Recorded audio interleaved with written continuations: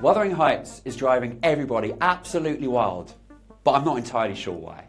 Granted, there's a lot of mad stuff happening in this new adaptation of Emily Bronte's novel from director Emerald Fennell, who's got the world in a Saltburn-style chokehold all over again. The film, starring Margot Robbie and Jacob Elordi, is receiving the most divisive reviews of the year so far, getting everything from furious one-star pans to glowing five-star raves. And the battle lines are drawn. It's fast becoming a love-hate film you need to have an opinion on. But here's the thing, the film is fine, average, if anything, quite boring. In any case, not exciting enough to warrant all of this conversation. So why are people going mad about the film? Well, firstly, many Bronte purists were always going to hate it, and Fennell preempted the backlash from these quarters, calling the film her interpretation of what she felt when she read the novel as a 14-year-old. She even went so far as to call the film Wuthering Heights, with the quotation marks, to separate it from other adaptations.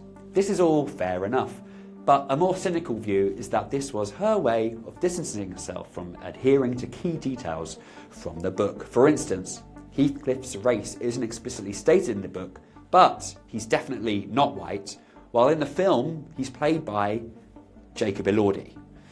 Other Bronte purists have noticed how in the book Heathcliff and Cathy are in their late teens, which makes Elordi and Margot Robbie 2 to 3 times older than these characters. Now, I personally don't really care about all of that, but whichever way you fall down, it certainly changes the dynamic of their relationship.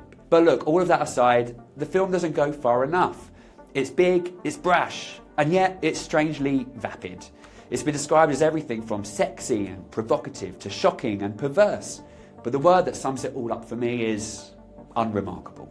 All I've come away from Wuthering Heights thinking is that Fennell is great at making films that whip up a frenzy that don't really deserve it.